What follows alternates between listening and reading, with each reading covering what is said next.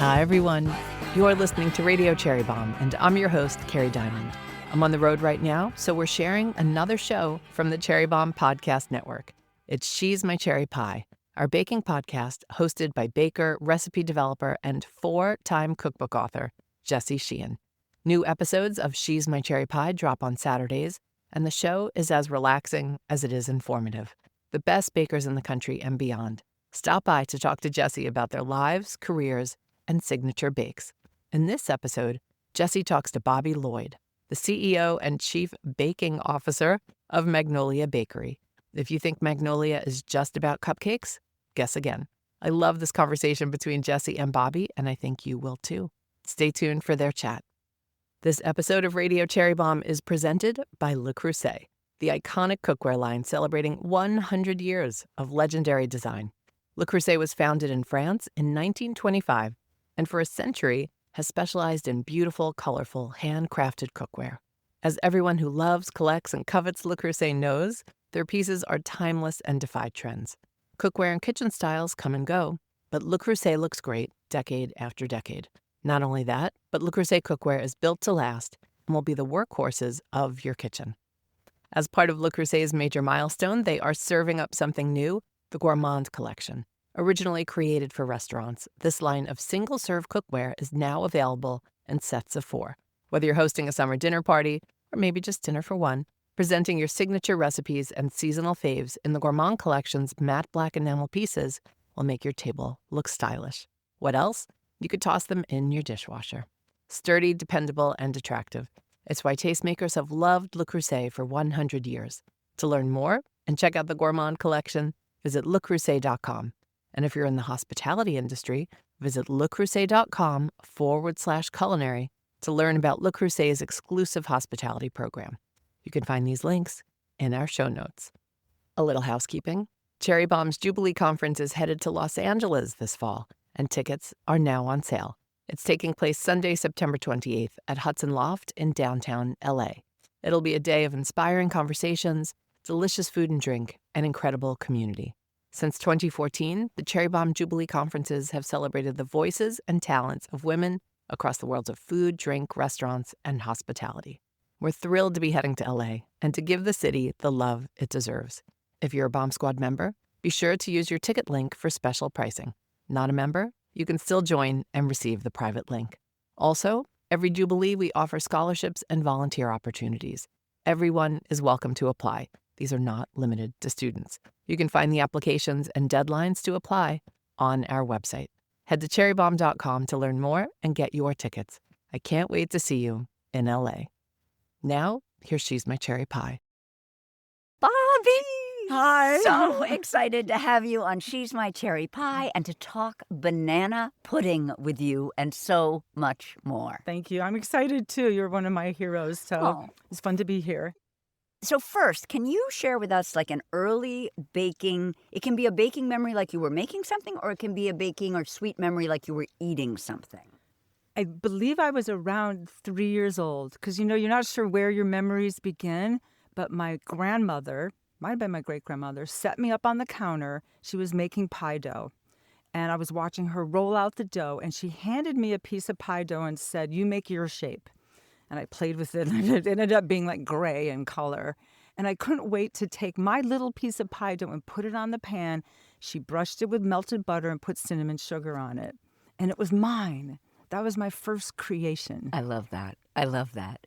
There's also a memory that I read about maybe gathering strawberries at, I think, your grandmother's farm when you were little to make, then you would make like a strawberry icebox pie or bake a pie with your mom. And maybe it was even your great-grandmother's recipe that you guys were working from? Yes. I think it's called the Starlight Searchlight. If you Google it, you can see the black it's called the cover Household Searchlight Recipe Book. Yep. So it was my great-grandmother's book, and you see her little pencil lines in the side notes. And the back of the book, which I did in this, is the Your Own Recipe section, and she has her recipe for strawberry pie. My other grandmother had, not a working farm, but they had a farm that had a huge garden because they loved gardening.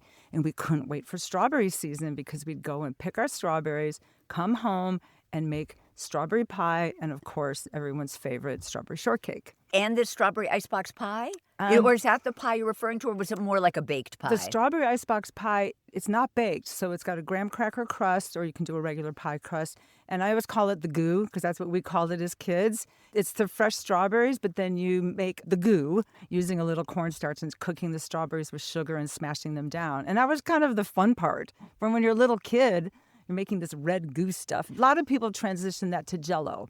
Right. Because it was easier. You would cook the filling on the stovetop, but you never actually baked the pie. No, it's an unbaked pie. I love it. I love that. Yeah, you just cook it for a few minutes. You right, to activate just sweat the starch. The strawberries Yep. and then to activate the Yep. starch. Yep. I also read that when you were little, icebox were a part of your life. Like that was something you would make with your mom or with your brother, or somebody was making them for you. So you go way back with icebox cakes. You go way back with icebox, and my dad was a junk food junkie. So he just loved everything to do with ice cream and cream cheese and cheesecakes and kind of anything and everything. And we always had desserts. I come from a generation, and I actually was signing some books yesterday where I wrote, "Eat more sugar." We had cake for breakfast. We had sweets for breakfast. I never had eggs. My mother never, ever made eggs. So it was always a homemade chocolate cake, chocolate pudding for dinner. So all of these things that came out of a box. Those recipes in the 50s and 60s that were the back of the box or the little booklets that came with your equipment, that's what we made. I love that. I grew up in a house where we ate dessert every single night. Like if you did not have dessert, there was something terribly wrong. It was never used as a punishment, like you were naughty, no dessert. We just ate it. My brother and I had it every night. No one in my family baked or made anything from scratch, so it was double stuffed Oreos. And remember those Pepperidge Farm raspberry turnovers? I don't know if you've ever had one. They are amazing with like Breyer's vanilla ice cream. But so I can relate to growing up in a home where it's like, oh yeah, sugar, let's do it. I guess my dad was a junk food junkie, but my mom had her favorites that she loved. So on Mondays, she would make a Texas sheet cake, and every day you'd cut a little piece and cut a little piece with the fudge icing.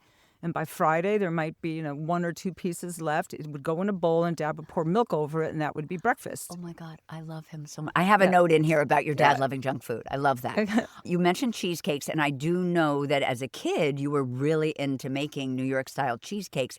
Tell me about that. Like, it just came to you? Like, what was going on? I'm not 100% sure where it even started because I was fascinated by them, and people thought they were so hard to make, and they're not. They're easy to make. I've advised a ton of girlfriends, too. They're like, my cheesecake cracked. It's like water bath. Yeah. Lower temperature water bath. Yeah. So teaching people the basics. So I had this idea that I was going to make my future fortune selling cheesecakes to restaurants and cafes. And I was going to line my garage up with ovens. I don't like my crazy ideas. Yeah. Didn't materialize until fast forward. Right. But I'm not sure why, because in the Midwest, New York cheesecakes were considered really gourmet. Maybe not so much in New York. Explain to me New York versus regular. Like, what was special about the fact you were making New York? That's a very good question. The New York style cheesecakes, which, by the way, I do not make, that's not what's in the book, are more cream cheesy. They're denser, thicker, heavier. I like cheesecakes that are more like a custard. So I add cream, liquid cream, to my cheesecake batter, and it's much lighter. It pours like heavy cream as the batter pours out of that texture. You have to bake it a little bit longer, but the texture of it is like a souffle. Yeah. It's absolutely delicious, and it doesn't have that like really intense cream cheese flavor. Yeah.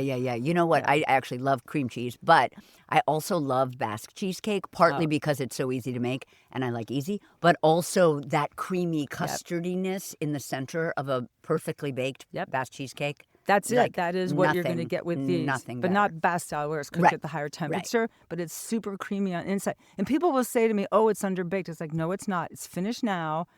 That might be the hardest part, is to determine when it's done. But it's like you let it sit, then you put it in the fridge overnight, and tomorrow it will be perfect. Yep, totally. And then when you were thinking and preparing for your cheesecake empire, were you coming up with different flavors, or was it just sort of classic with like maybe a chocolate cookie crust or a graham cracker crust? Tell us. It was classic. It was graham cracker crust with strawberries on top and the strawberry goo. Yeah. So that was the strawberry it. goo makes an And the appearance strawberry again. goo, yeah. I love it.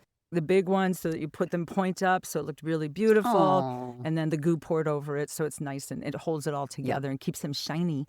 I feel like food was kind of a focus of your family. Like there were food lovers in your family. And I know your mom, you've described her as a wonderful baker and taster. Tell us about some of her specialties. I mean, you mentioned the pudding And you mentioned the strawberry pie. Tell us about other things that she loved to bake or that you loved her to bake.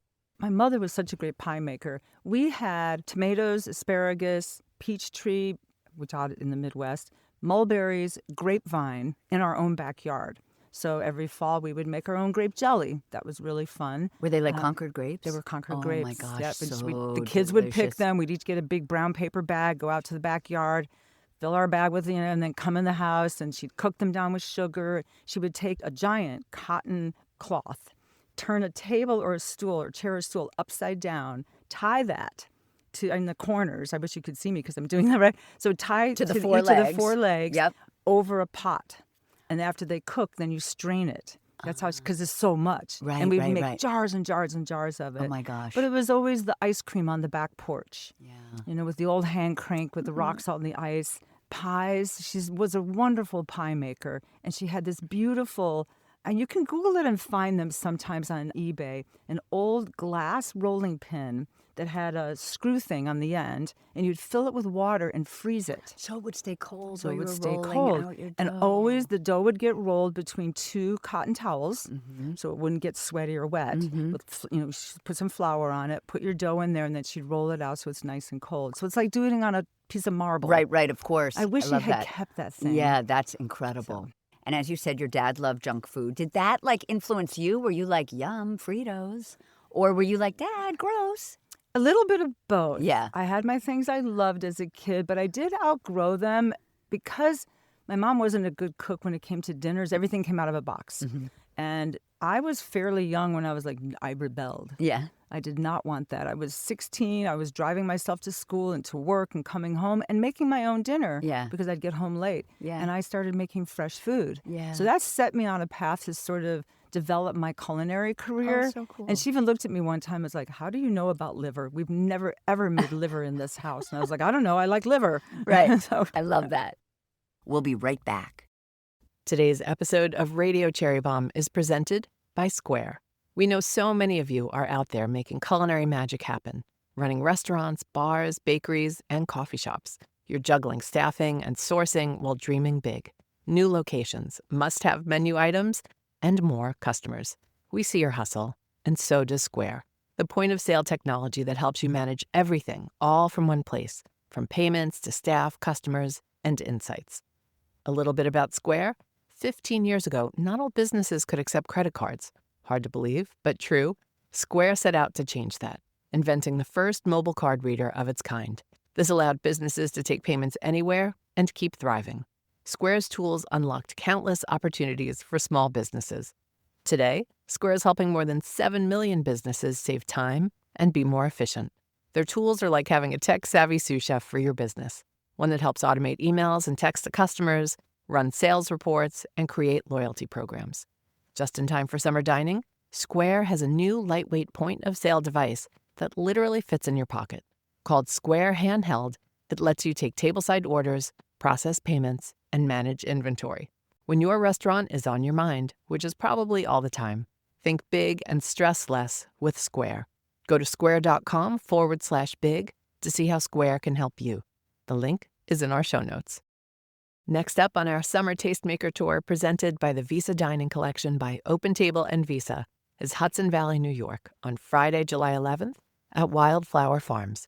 The event is sold out, but if you got tickets, I'll see you there. Our stop after that is Willamette Valley, Oregon. We'll be at the Ground on Friday, July 25th for a magical evening in Oregon's wine country, featuring a panel conversation with Kelsey Glasser, Olivia Bartroff, Mariah Pisha Duffley, and Carrie Shaughnessy. And of course, we'll enjoy a beautiful meal, and there's a wine tasting experience with the legendary Maggie Harrison of Antica Terra. It's food, wine, and community, all under the Oregon sky. Access is available for eligible Visa cards. Terms and conditions apply. Find out more at cherrybombe.com and purchase tickets through Open Table. You don't want to miss it. Now back to our guest. I read that you attended, or maybe you taught, your first cooking class at age 8? I attended. Okay. So my mother worked part-time for the school district. And Okay. when I was 8, I think it was about 3rd grade, she came home and said she was going to start working full-time and that we had a family meeting and that the kids, my brother and I were a year apart, would have to start helping. And what were we going to do? I was like, I'll help cook. I want to help cook. So they signed me up for a 12-week course at the YWCA in our town. Yep. And it was called International Cooking. The first day, it was hot chocolate and cinnamon toast. And by the 12th week... Yum. Can I just say, right? great way to start a class. I don't remember all the other classes, but I do remember the final one because that was the invite the parents, and it was International Cooking Day. And my little group, we made paella. Oh. I had never heard of paella in my life. 8 years old. So we learned how to make rice. We learned how to cook the chicken. We learned how to cut our vegetables. And that also was a great way to say, like, I can do this. We touched on this earlier, but you inherited this cookbook from your great-grandmother, the Household Searchlight Recipe Book, which is such a funny, weird name. I'm still trying to unpack it, which was published in 1934. She always was cooking, and I know she had a diner. She was always working straight out of that recipe book, combining her own stuff that she wrote in the back of the book with the stuff that was printed. And then when you inherited that, were you like, oh my gosh, this is a treasure trove, like my family, etc.? Or was that not your style? Well, my mother didn't give me the book until not too long ago. Ah, there you go. So my mother just passed away 2 years ago, and I knew about it, but it had been like shoved in the back of a drawer somewhere. And then after my dad died, she pulled it out and said, like, I need to make sure that this book goes to you because you're going to appreciate it the most. And then I started reading through this. You like that old lady chicken scratch that you can barely read in pencil? Yep. All of the last pages were filled with her little recipes and the little side notes, the fingerprints, the greasy fingerprints from turning pages. And it's savory, obviously, probably with a dessert chapter or something. Big dessert chapters. And you know the thing I learned that, and I think you probably would appreciate this enormously, things don't change. You might evolve and change ingredients, but techniques don't really change. Yeah. Maybe you have a hand mixer and now you've got a stand mixer. Yep. The equipment might change a little bit, but things don't change that much. Braising is braising. Yeah. Right? Sauteing is sauteing. Yeah. We might incorporate a few more instructions than the older cookbooks did, but there's still a lot of the same exact type of instructions. I also would think, because I wrote a book about old-fashioned vintage baking recipes, which you talk about in the intro to your Icebox Cakes book, because it's about those little tiny recipe booklets that were purchased or given to consumers who bought a refrigerator or bought a freezer. But I was also struck with, at least for those of us that love nostalgia and nostalgic desserts, those old recipe books. I have a stack of are them. Such inviting, and you kind of, I mean, maybe not every single thing that's made with Jell-O, but you want to make so many of them. I can imagine the dessert chapter in that book of your grandmother's must have been like, oh my God. Yeah, and a lot of it's pudding, too, because they had a lot of pudding back then. And they're really... I don't know if Jell-O and the instant puddings were around yet in the early 30s, but as it started to evolve, you'll see more recipes made with a lot of the instant stuff. I mean, one of my mother's favorite ones is the frozen lime one that's in the book. Yeah. Because you open a few cans and you throw things together and then it's done. Yeah. I still use my grandmother in her chicken scratch on an index card, her chocolate pudding recipe, which is just a cornstarch-based pudding. I think maybe there's an egg yolk, but it's not a whole tempering egg situation. It's so simple, and I love it so much. So in your third year of college, you made the decision you were going to follow your dream, you're going to become a chef. Does this imply that you dropped out? I did. And how did your family feel about that? I did drop out, and that was early 80. God, the years kind of, you forget, right? Maybe 1980. It was like, you're going to do what? I learned very quickly. One of the things I always did was take summer school classes or night classes in college, because it's like 3 hours, you're done. Not 1 hour a day, 3 days a week. It's like, just let me learn it, I'll get it done. I'm good. I felt like I was ready to go.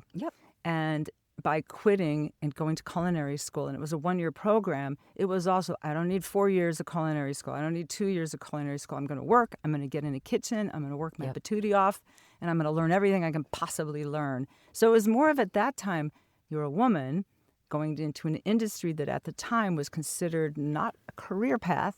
It was really more of a trade. I'm sure you may have gone through the same thing as I did, is trying to get a job in a kitchen in the late 70s, in the early 80s. That was not easy. And a lot of my girlfriends who are chefs say the same thing. It's like we had to fight our way in. So you went to school in Newton, but you went to the Boston area. You actually ended up opening up a restaurant and bakery in my hometown of Brookline, Massachusetts. Love that. And I love that you wrote that actually the bakery part of your restaurant really reminded you, when you first were introduced to Magnolia, you were like, what? That's mine. It's like she stole my recipe. Yeah, exactly. So tell me about the bakery that was part of this restaurant. So American Accent was the name of the restaurant, and it was a combination of bakery, cafe, and restaurant. Full service. We did lunch and dinner 7 days a week. But you came into the building, and the first thing you had was a retail bakery. Our concept was if it's on the table, we've made it. So it's the bread, it's the desserts, it's ice cream. But it was all, my partner and I had a lot of home-style desserts. She was Jewish from Westchester, so it was the recipe she grew up with her family. And I'm not Jewish, and I'm from the Midwest, so it was the recipes I grew up with my family combined together. And it was really special. It really was. We had such an enormous following of customers because everything was made with the best ingredients. And again, if it was on the table, we made it. We made mustard. We made our own ketchup. We made our own sauces, jams, jellies, butters. We were nuts. Oh, my gosh. So then you moved to New York City. You were Calvin Klein and his wife's private chef for a while. You were the service manager at Union Square Cafe. That service manager, I assume, means sort of in charge of the service Front staff. of the house, Yep. And then you opened and co-founded It's a Wrap. And since 2006, you've been the president and/or Chief Baking Officer of Magnolia Bakery, which kind of has brought your love of baking full circle. When that happened through your partner and people in the industry who brought you on to the Magnolia Project, I know you were there when it first began. Were you missing baking when you took that job? Was there like a hole in your heart? Like, why am I not working with butter and sugar? Oh, absolutely. I missed it so much. I still baked at home, and I had other restaurants where I incorporated baking. So even It's a Wrap, all of the desserts that we made, we now do at Magnolia Bakery. But my carrot cake, my brownies, blondies, cookies, more that American-style desserts again, I incorporated all of those into the menu. So I had opportunity without me having to be the chef or be the person in the kitchen every day at every moment. Yep. So tell us about Magnolia Bakery. I know it opened its doors in 1996. Is it true that it was sort of like catapulted into national attention with Sex and the City? Not just national, global. Holy moly. Absolutely. Tell the story for those that don't know. And first describe the bakery, just in case people don't know. So it's this cute little bakery, 643 square feet on a corner in the West Village of New York City. Absolutely adorable space. Tiny, tiny, tiny. And we do all the baking there, and it's really intense. Everything's made fresh daily throughout the day. So it's constantly being baked. So you're getting a fresh cupcake at 10 o'clock at night, as well as at 8 o'clock in the morning. A lot of bakeries don't do that. A lot of bakeries will bake overnight and then have everything for the day, and when they run out, they run out. We do it differently. We'll continue to bake all day long. If you need more, we can make more. So it's very simple. But yeah, Magnolia Bakery introduced the cupcake craze, where the media tells the story that we introduced the cupcake craze. I like to say cupcakes have been around forever. I had them at my wedding in 1997. I had them at my wedding. So what year did you get married? 2002. So as the cupcake thing was just starting. Yeah. 97, it wasn't. So I had cupcakes at my wedding. I did carrot cake cupcakes. Oh, we did Ina Garten's coconut cupcakes. Nice. Oh, those are good. They're so They're good. really good. Yeah. My mother had cupcakes. I had cupcakes at my birthdays when I was a little kid. My great-grandmother had cupcakes. Yeah. But the craze, bringing it back to the public. But the Sex and the City thing was kind of people still talk about it. What year was that? Do you remember? 2001. It was a scout. They put cupcakes on a little bench in front of the bakery. And then Carrie and Miranda sat on that bench talking to each other, eating a little vanilla cupcake with pink buttercream and a daisy. We actually sell a cupcake called the Carrie cupcake. I read that you brought that. I think that's brilliant. It's cute. I think that's brilliant. But people talk about it worldwide. When we opened our first location internationally, it was in Dubai in 2010. I was there for the grand opening with the chairman of the board of Bloomingdale's, because we're inside a Bloomingdale's store. And it was a huge press event. And Bloomingdale's was shrouded. It was going to be the big unveiling. Drop the curtain, everyone was going to go crazy. The curtain drops, and there must have been, 200 women standing out in the mall entrance, and they screamed, "Oh my God, it's Magnolia Bakery." And we looked at each other like, okay, this is global phenomenon. Who knew? Yeah. I didn't know that reaction. I thought people were not going to know who we were in Dubai. That is incredible. The Magnolia Bakery has 40 stores worldwide. 45 stores. It changes every day. Right, 45 stores worldwide in Manila, Bangalore, Dubai, Washington, et cetera, et cetera. And you were kind of responsible for scaling the business and launching the e-commerce. Tell us about your title, which I know you gave yourself, Chief Baking Officer.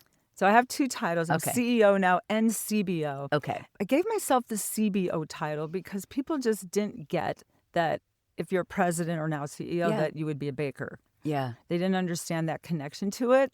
And so I thought, I'm going to wear that hat Yeah. when I need to talk about baking. Yeah. It's not official, like I don't sign contracts that way. Yeah. But it is my title of who I am, my heart Yeah. and soul, how I live. Well, also what's so interesting is to have you be the business side boss, but also the boss who actually knows everything about baking and ends up writing the baking books that the company produces because you're equally knowledgeable about running a business as you are baking. I'm a little insane. It is well known in my company I'm a little insane because it never stops. Like things are always going. Yeah. And you have to do them if it's always going. I can't Yes. just be like numbers all day long. Yeah. I have to sit down and say, no, I want something sweet. My brain is saying, let's make, whatever it is. I'm coming up with something creative. And I already know, and I'll bet you do this too. Yeah. You kind of know what it's going to taste like Yeah. before you've actually made it. Because you've done it for so many years. Yeah. Now it's just putting it together. So the other thing, which is very apropos of the recipe we're discussing today, banana pudding, is that you put banana pudding back on the map if it had ever left, which I think it had, or maybe it was never on the map, and you turned this cupcake shop into this banana pudding empire, which I kind of missed that memo. I didn't realize that banana pudding became Magnolia's. I mean, I know that I loved it, and I remember my kids were in elementary school, and we were having some kind of school potluck 12 years ago, 15 years ago, and somebody brought this enormous banana pudding from Magnolia, and the school was very close to the bakery, and I was like, what? This is incredible. Like, I had no idea. Tell us about that move that you made from cupcakes to, I know you didn't intentionally do it, but tell us about how that happened. It actually was intentional. Okay. And I think this is a good story because Elisa Torrey had it on the menu. Yeah, it was yeah. always part No, of the menu. But it was kind of this sleeper dessert that when it was gone, it was gone. They'd only make so much every day. Yeah. So when we bought the bakery from her in 2006, we're like, whoa, this is good stuff. Why don't we make more? So we kind of worked out a new system in the bakery where we could make more throughout the day, all day, and have it ready. It has to sit for about 6 hours. Mm-hmm. So you assemble it. Technically, you could eat it right away, but the wafers are hard. And people really like it when the wafers get soft, and that takes time. So we just came up with a schedule. It's like every 2 hours, make a few pans of pudding. And we saw that the more we made, the more we sold. And it just kept happening, and we'd made more, and it sold more, and we made more, and it sold more. So we're like, we're onto this. People love this product. It is now 30% of our sales. Wow. What are cupcakes? So 30%. Oh, Yeah, even. They're pretty much Even even. Steven. But when we bought the bakery, it was over 50% for cupcakes. It's fascinating. Yeah, maybe even 60.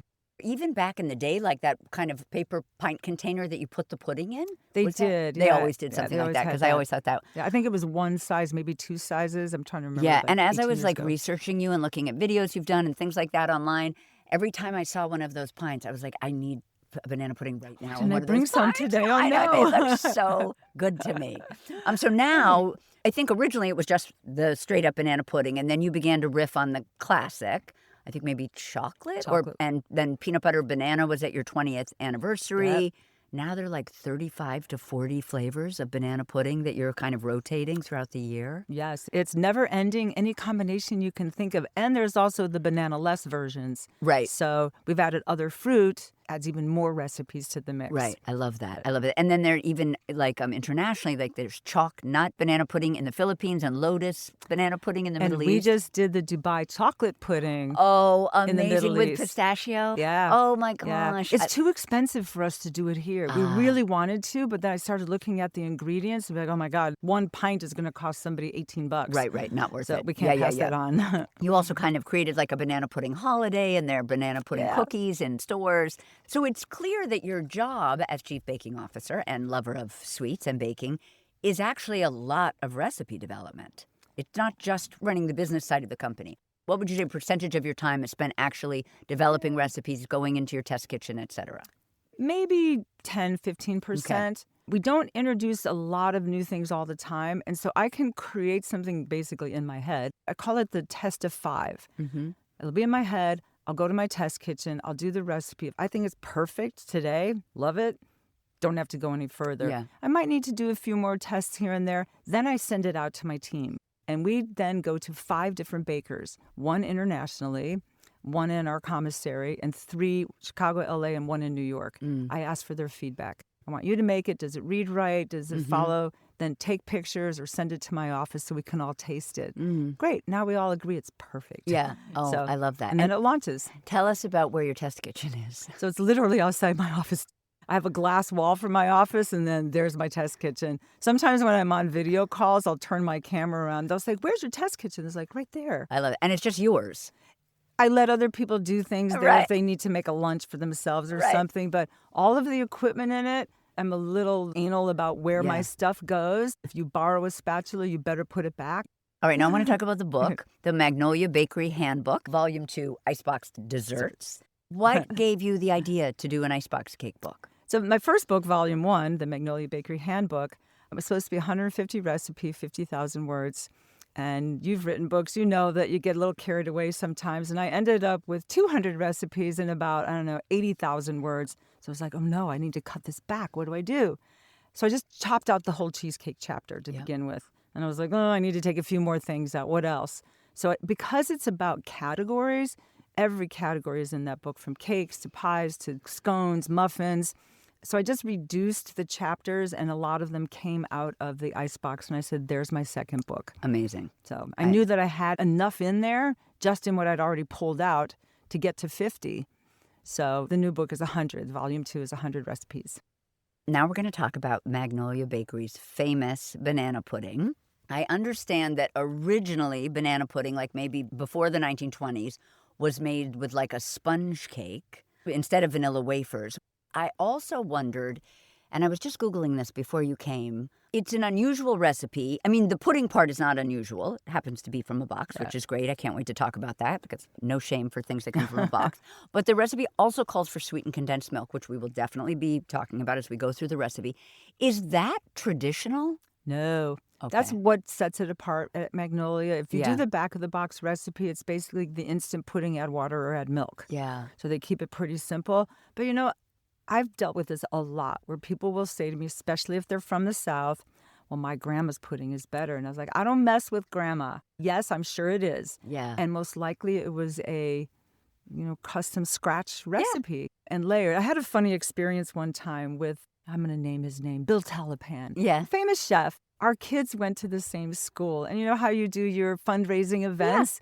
And one of them was the potluck dinner thing where people pay a ticket and they come to your tables and they eat and taste things. Yeah.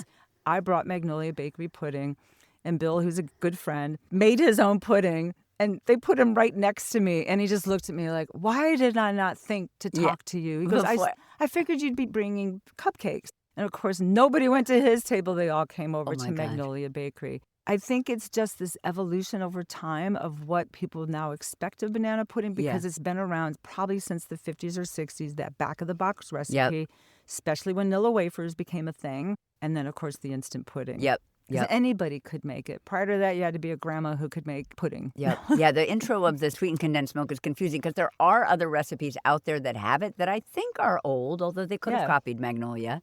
But I thought that was interesting. And I just wondered, because I once developed a banana pudding for Bon Appetit online, I wanted to take what I loved about Magnolia but make it homemade. I still used sweetened condensed milk. I think I might have folded in whipped cream too. I did some things that were different, but I made my own pudding. Have you ever done that? Have you ever made the banana pudding recipe but with your grandma's like cornstarch-based vanilla pudding? So I love that question because when we bought Magnolia Bakery, one of the things that was important to me was to elevate. It had been around for 10 years already. People loved the desserts, but I wanted to elevate by incorporating better quality ingredients, better chocolate, better whatever, homemade pies instead of pie filling. And one of them was the banana pudding. And even though it was a sleeper dessert, I was like, oh my God, not from a box. Right. I was being a purist. And so I made my own and I brought it in and we did the side by side and everybody was like, nope, you got to keep it like this. Did you put the sweetened condensed milk in yours? Yep. They were all like, no, we want this. Oh but did you make the Magnolia version? I've never made the Magnolia version. The Magnolia version. But I've eaten it a million times. You make the pudding from the box mix, and we call it pudding part 1. And you make it very, very thick. So it's literally, it'll hold up and not even drip or anything. It doesn't have a lot of liquid. Thick. Yeah. It's the whipped cream that lightens it up now. So it's the water and sweetened condensed milk with the dry pudding mix. Pudding part 1. And then you can make that ahead of time, stick it in the fridge. That's what creates the right texture. And I've had people say to me that the recipe from the book isn't exactly like the bakery. And they are correct in only one reason. In the bakery, we make it in really big batches. So we do it by weights. But I want the home baker to be able to buy 1 box of vanilla wafers, 1 box of Jell-O, 1 can of sweetened condensed milk. So the ratios are just slightly different. It is a little creamier. If you make it at home? When you make it at home. Yeah.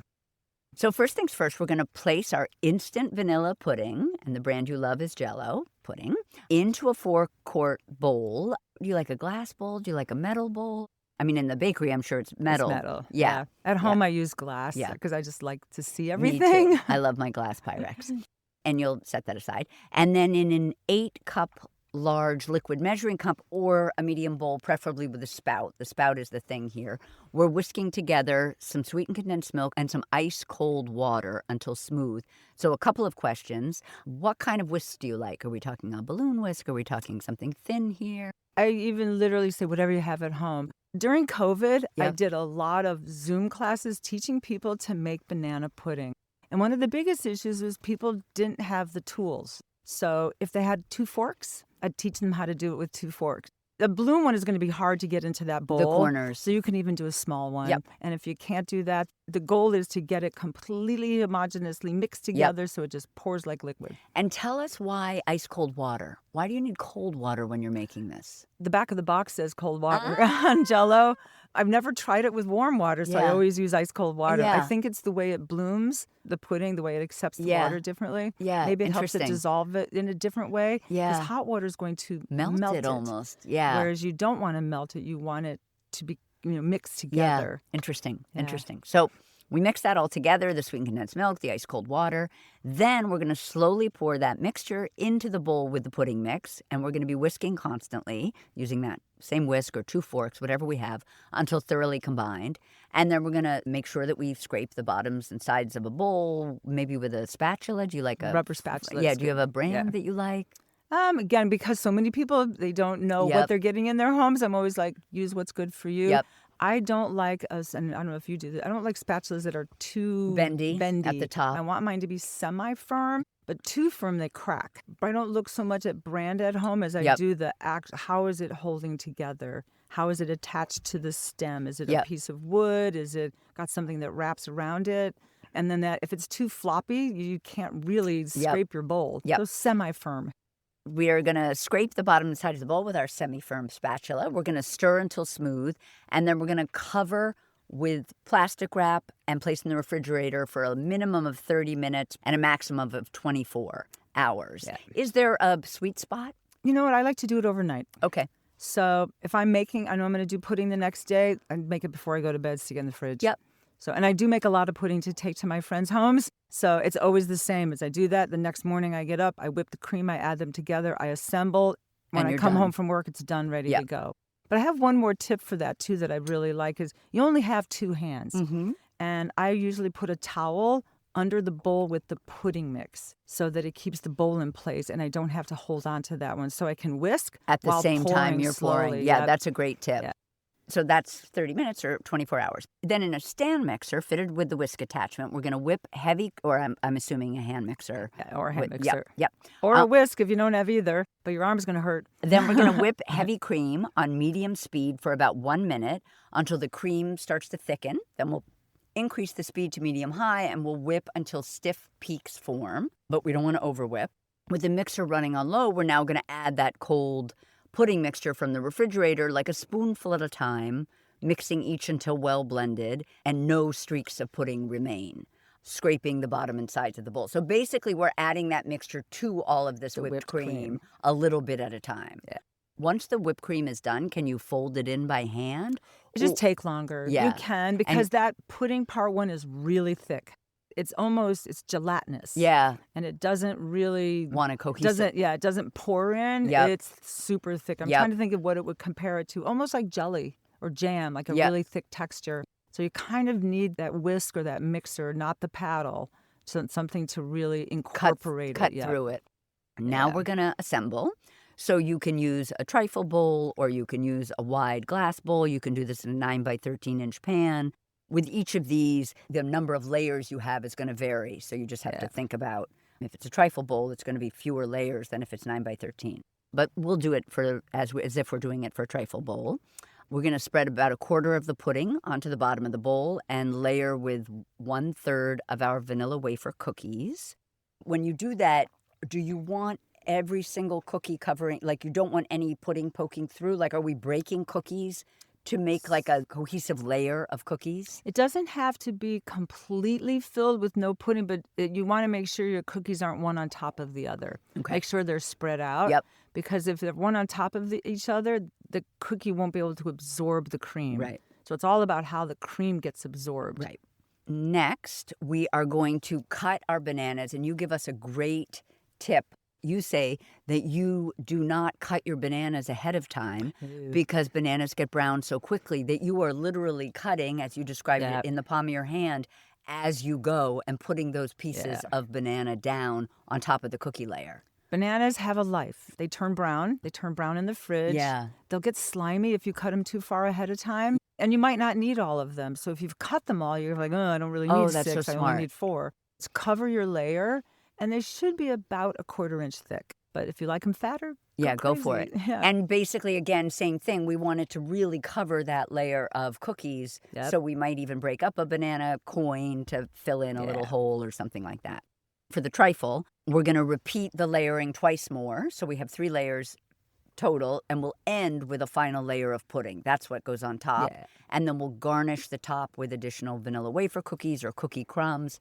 Do you ever put like a layer of whipped cream on top? Or you don't even need to I don't, because because then you got to get whipped cream out and make whipped cream. Yep. But one thing I do that I've been doing a lot myself lately, because so many people ask me to bring banana pudding for parties, is I've got all of my pudding, all of my wafers, all of my bananas that I've sliced, and I throw them all into a big bowl and I mix. Yeah. And I throw it into whatever, and not a trifle bowl because it won't look as nice, but if I'm doing it in a stainless steel bowl or a ceramic bowl that I'm taking to the party, or even a pan, I don't really need to layer it because they're not going to see the layers. So anyway, even like if you're doing it in a 9 by 13 inch pan, you could do everything but like the final layer of pudding and then put that on top, and it'll look like, and then people dig in and they won't never even know. Do you break up the cookies? No, I just keep them whole. I throw them all in and mix it in the bowl. Love it. Makes my life easier. Okay, so then we're going to garnish the top with additional vanilla wafer cookies or cookie crumbs, cover tightly with plastic, and refrigerate 4 to 6 hours, or do you like overnight? 4 to 6 hours minimum. Okay. It can go longer, but it's kind of an alive item. It's about the texture of the cookie. So if you stick a knife in there, the tip of a sharp knife, and it's like al dente, the knife goes through, but you got a little bit of give, it's okay. You can eat it like that. If you try to scoop it and they're hard, you're going to get a whole cookie in your mouth. Yeah. Nobody wants a whole giant cookie in their mouth. No. And you also don't want to go to all the time and trouble to break all the cookies because it's a big box. And so that's really the goal. But the longer it sits, it will continue to change. Yeah. So at 4 hours, 6 hours, 12 hours, the cream will continue to absorb into the cookies, and the texture changes. Sometimes people call it banana bread pudding. So I've heard that a lot from customers. I love your banana bread pudding. By day 2, 24 hours later, it's a completely different animal. Yeah. Can you still eat it? You can. If you hadn't dug into it yet, I assume it starts to weep. It doesn't weep. It's the bananas turn brown. Yeah. Bananas turn brown from refrigeration. The bananas will start to look funky. They're still edible. There's nothing wrong with them. I think by the time you get to 36 hours, sometimes the bananas get slimy. But if you haven't cut into it at all, and the bananas haven't been exposed to any additional air, you probably could easily go 24 hours. Interesting. So I have this note. Cookies should be tender when poked with a knife. Is this true? Dessert best served within 12 hours of assembling? We like to say if you're making it in the morning, serve it tonight, because it continues to change. So after 12 hours, it'll start to actually get denser because now the cookies have absorbed almost all the cream. The cookies kind of disappear. If you cut it like if you're thinking of a cake, you won't see the demarcation between cookie and cream. They all become one. Yeah. So I think it's best at around 12 hours, just knowing that it's going to change. Yep. It will be different 24 hours later.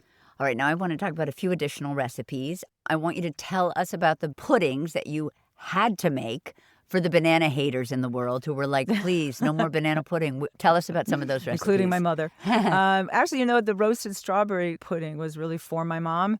because she loves strawberries.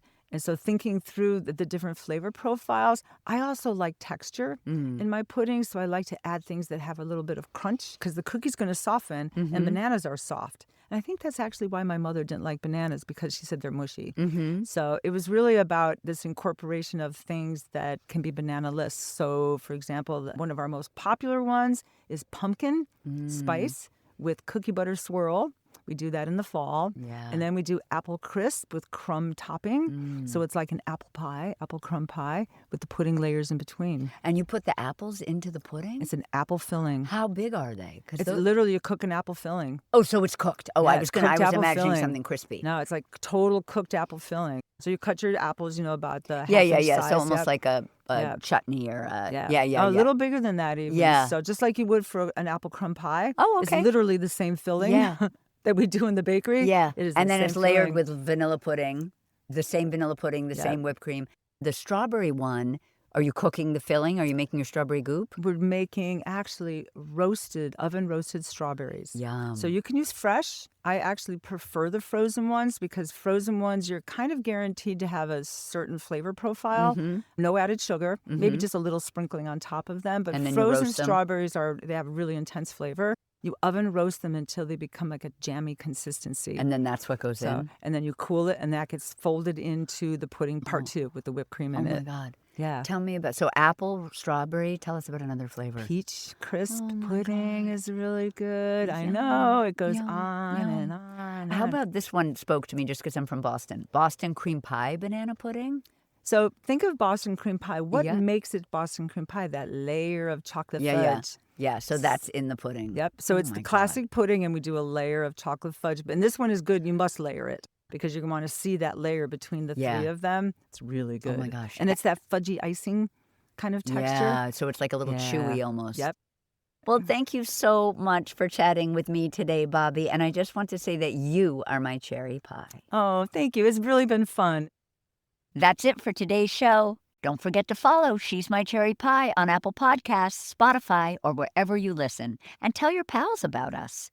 You can find today's recipe at cherrybombe.com. She's My Cherry Pie is a production of the Cherry Bombe Podcast Network. Thank you to Good Studio in Brooklyn. Our producers are Carrie Diamond, Catherine Baker, and Jenna Sadu. Thank you so much for listening to She's My Cherry Pie. And happy baking!